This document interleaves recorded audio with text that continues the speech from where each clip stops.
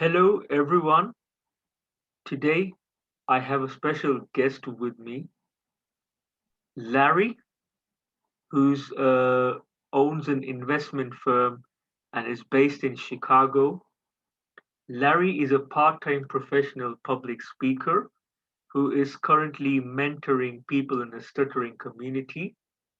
Larry, um, Larry is one person who has uh, developed communication style through his personal experience, and it is very generous of him that he is spreading his knowledge and wisdom over from his personal experience to people in the stuttering community.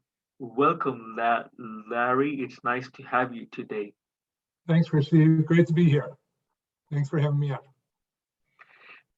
Larry, as we were chatting the other day, and you were telling me about your story, about how there was a time when you were struggling with communication. Fast forward to the present date, where you are approached for public speaking and hosting events. According to me, this is a big achievement because uh, I can say that it sounds like a dream to just speak in front of people with ease and in an effortless manner, but to professionally host events and to speak in public on a professional level, I think required a lot of efforts and dedication and consistency. So I'm curious to share your story with the audience. Okay. So where would you like to begin? Where if you could uh, take us back to when you were young or younger. Yes. Okay. So when you were about when things were about to change for you. Oh, well. Yes. Just before the sunrise. So let me take you at. So can you take us at the 4 or 5 a.m. and then the 6 a.m., which is generally sunrise, and today, which is 7, 8 a.m. If I put this analogy into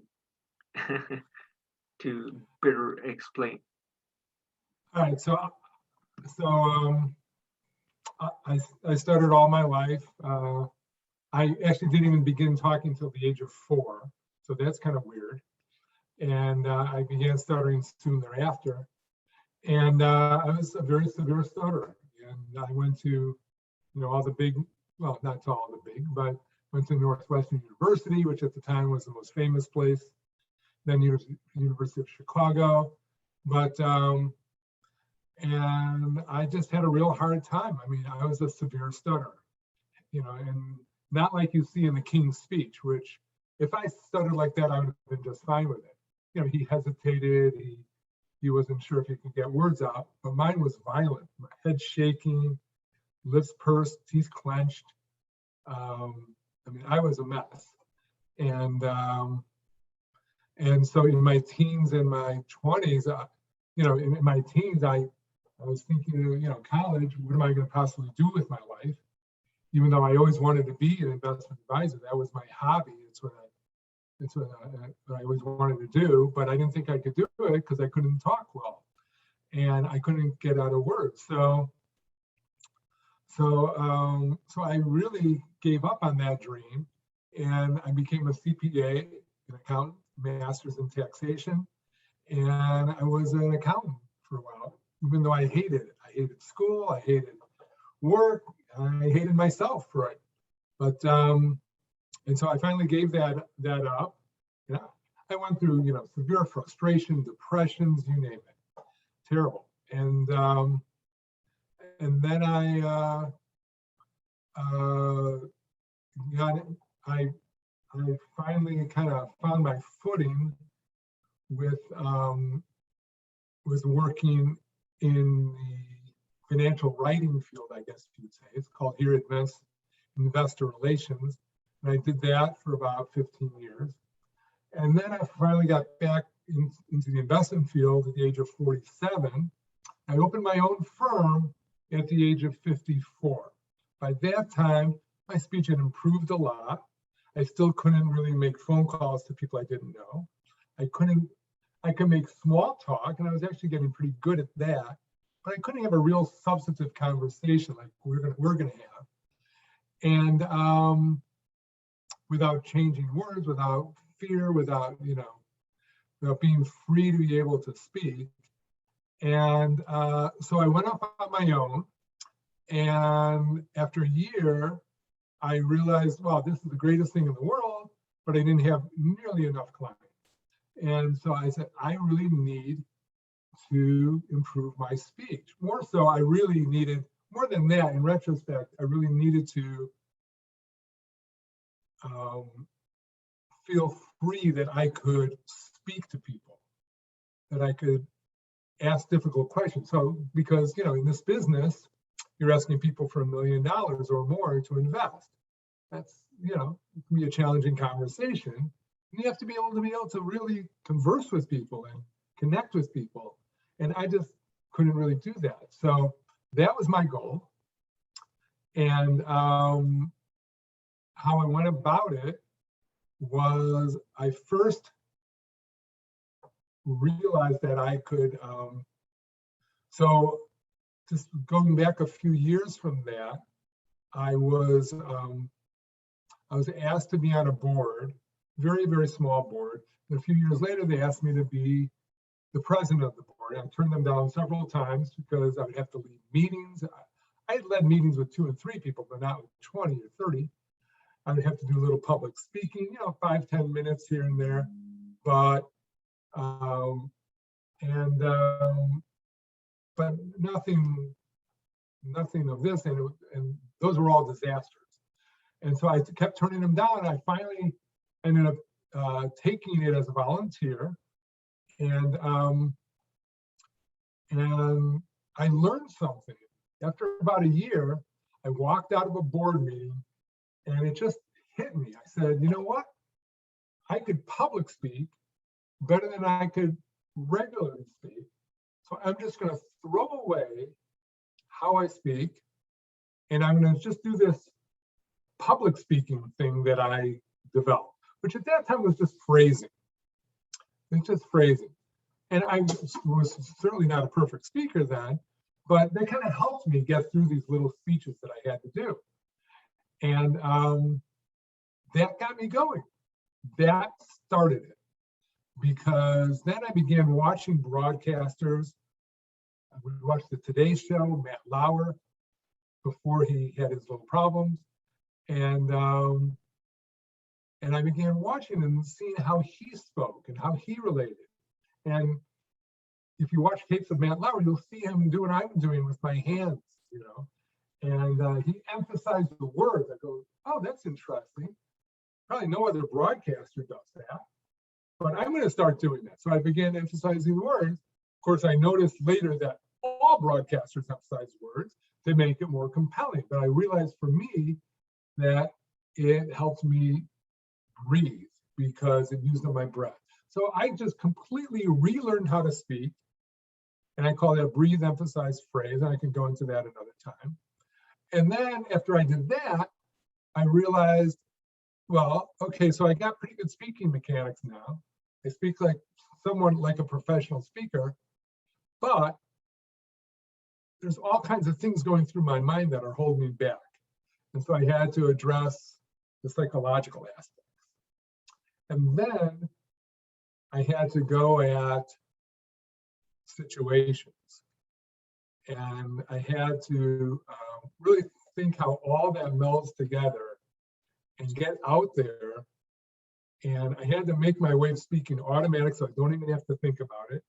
And then go little step by step, one small step at a time, addressing these situations from easiest to hardest.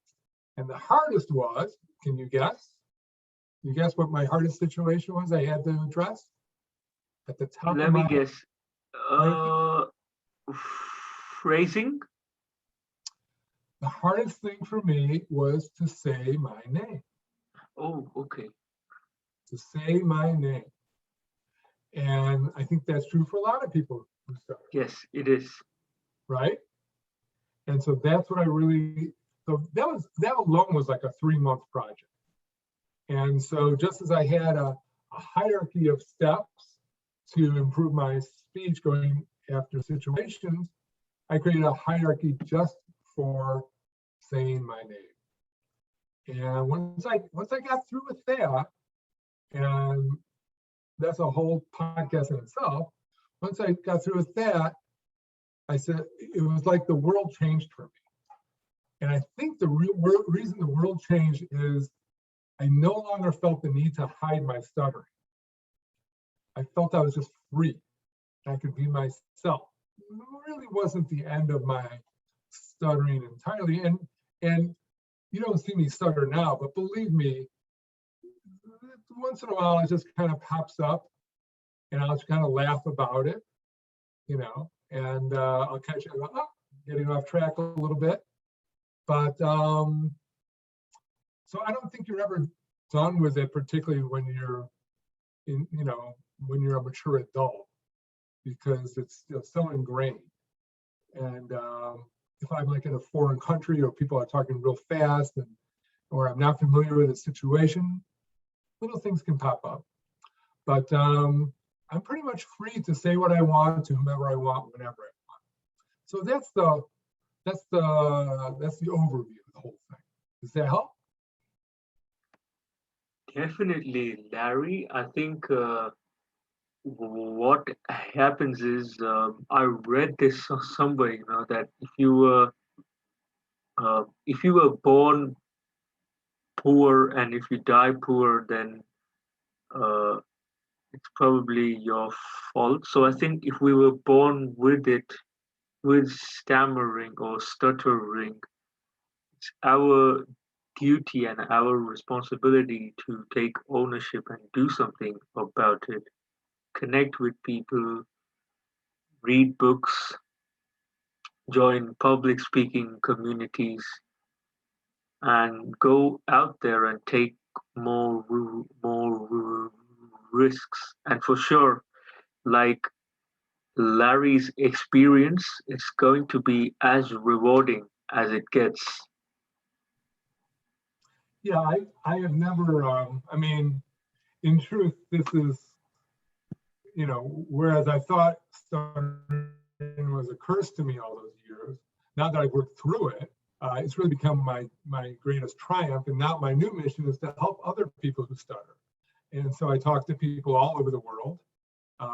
Let's see, last week, I talked to people in Kentucky, the United States, Chicago, Peru, Spain, Ethiopia, the UK, just all over the place. India, all over the world. Bosnia, Just in 1 week. Bosnia, and then we spoke to somebody who's in Netherlands as well a couple of weeks back. Yeah. Yeah. Yeah.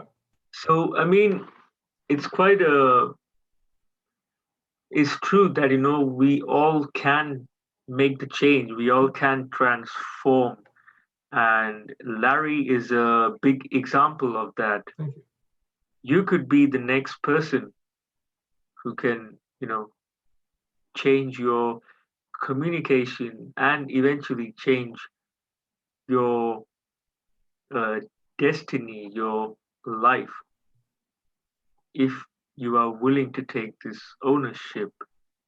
We'll be back with Larry on another episode with some more technicalities. But Larry, it was a pleasure to speak to you over a podcast, and it's inspiring to meet you.